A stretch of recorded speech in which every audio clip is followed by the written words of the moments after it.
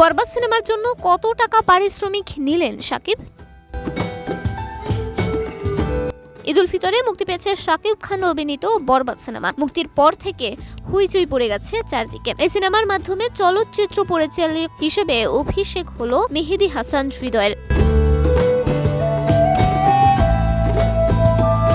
সাধারণ দর্শকের পাশাপাশি অভিনয় শিল্পী, নির্মাতা সিনেমাটি দেখে প্রশংসা করেছেন। বক্স অফিসেও ভালো করছে এটি। এর মধ্যে সিনেমাটির বাজেট, শাকিব খানের পারিশ্রমিক নিয়ে কথা বলেছেন নির্মাতা হৃদয়। 2012 সাল থেকে টিভি নাটকে কাজ করেছেন মেহেদী হাসান হৃদয়। বরবাদ সিনেমা তার প্রথম সিনেমা। তার অভিষেকেই ধামাকা দেখালেন। এই সাফল্যে কেমন অনুভব করছেন এ প্রশ্নের জবাবে মেহেদী হাসান হৃদয় বলেন, অনেক ভালো লাগছে।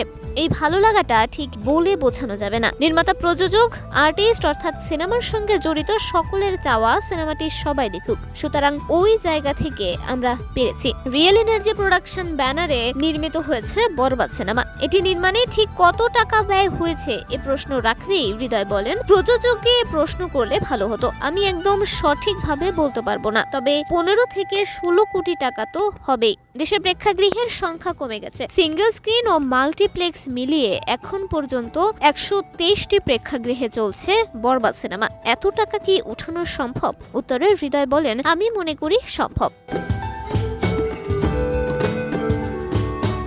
মানুষ যেভাবে সিনেমাটি দেখছেন তাতে টাকা উঠে যাবে। এরকম ভালো না চললে টাকা উঠতো না। বরবাদ সিনেমায় শাকিব খানের বিপরীতে অভিনয় করেছেন ইধি কাপাল। এছাড়াও অভিনয় করেছেন যিশু সেনগুপ্ত, শহীদুজ্জামান সেলিম, মিশা সওদাগর, ইন্তেখাব দিনার, মামুনুর রশিদ প্রমুখ।